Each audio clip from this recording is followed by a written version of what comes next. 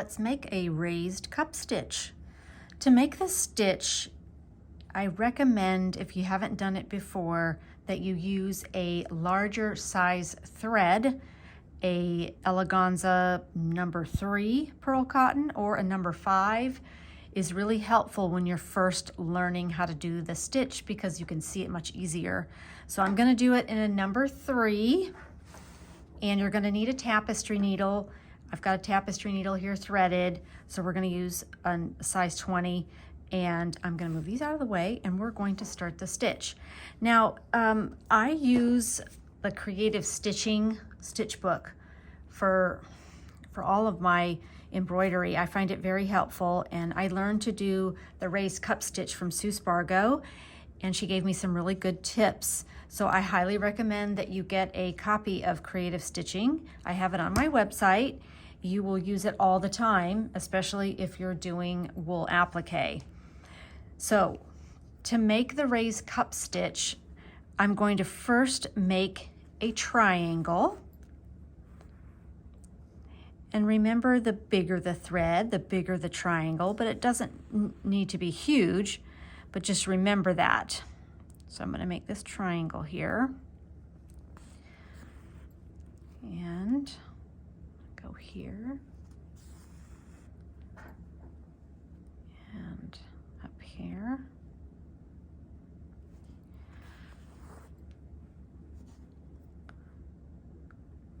Okay, so I've got a triangle here, and I'm going to zoom in a little bit so you can kind of see what we're doing.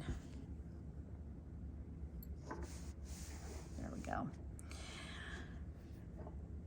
So you've got your triangle, and you're going to start your knots going around.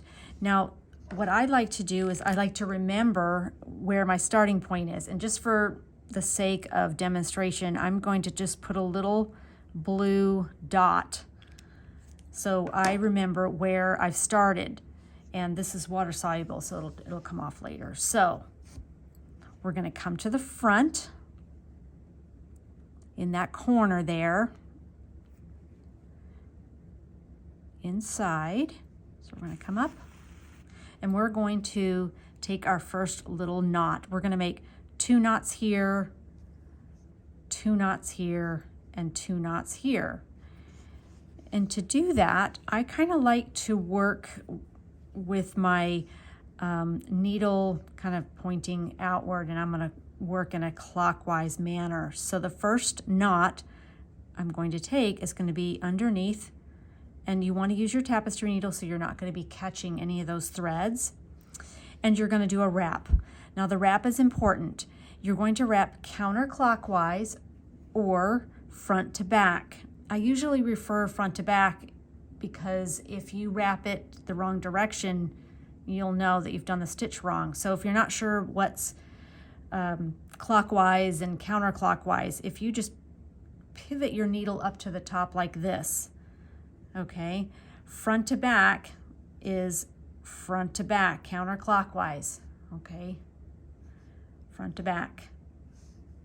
This is counter or clockwise. So if you're not really sure, just pull that needle up to the top and then you'll know. So you're going to go front to back, and you're going to pull your thread through, and you're going to make a little knot. Now I like to pull my thread up like that, and not super tight, and then you're going to do the next stitch. So you're going to go under that same bar, you're going to wrap front to back, and you're going to make a little knot, and I like pull the knot straight up. So you've got 2 little knots here. I've kind of done it loose so you can kind of see it, but there you've got 2 little knots. So now we're going to go to the next leg of the triangle, and you're going to do the same thing. Front to back, make a knot, and again, wrap front to back, make a knot, and you're starting to make a little cup. So you're going to go to the 3rd leg of the triangle, and you're going to wrap front to back and make a little knot. And you can see my thread is starting to get a little twisty. We're gonna have to untwist that. Wrap front to back. And now I have wrapped all 3 legs of the triangle. The next step in making the raised cup stitch, you're going to find where you first came up from the back of your work, your emerging thread, inside the little cup. And that's going to be this stitch right here. So I'm going to show you. Okay, so I've got my little mark that tells me that I'm at the beginning. This is the little stitch that came up from the back of my work, and you need to do that so you can close the cup. So I've put my needle through, I'm going to wrap it front to back, and I'm going to pull my thread through. And what that does is it closes the cup.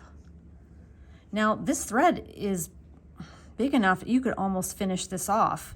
But let's go and do the second round because you're going to need to do that if you are using smaller thread. So the next part you're going to do is you're going to find the bar that's in between these 2 little knots here. So what I do is I use my fingernail and pull it apart so you can see it. And you're going to take your needle and you're going to put it through the bar in between. And I'm working really slow because I want you to be able to see exactly how you're going to make this stitch. So you're going to wrap front to back, and you're going to pull it through. And remember how I pull it, my thread upright, I guess. And then you're going to look for the next one. So the next one is this one here and this one here. And I'm going to do the same thing. I'm going to put my needle through the bar. Let's see if I can get that in there. Okay. And then you're going to wrap it front to back. You're going to pull your needle through, making a little knot, and you're going to do it again. So we're going to find that knot. So there's the knot there. We made this one. Here's the next knot, and you're going to put your needle through that one. Okay? And you're going to pull it up. And you're going to find the next one. Use your, see how I can take my needle and kind of sweep it so you can kind of see where that bar is. You can see that bar there. And you're going to do the same thing, front to back. And make the cup. I'm trying to stay on inside the camera here. Okay, so we're almost finished. So we're going to find this next one, which is right here.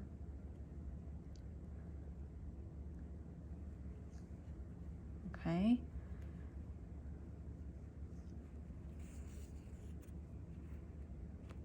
I'm going to make a little knot. I'm going to untwist my thread here.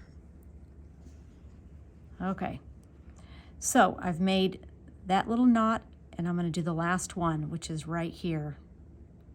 Put my needle through. Wrap it front to back, and I'm going to pull it through, and that's it.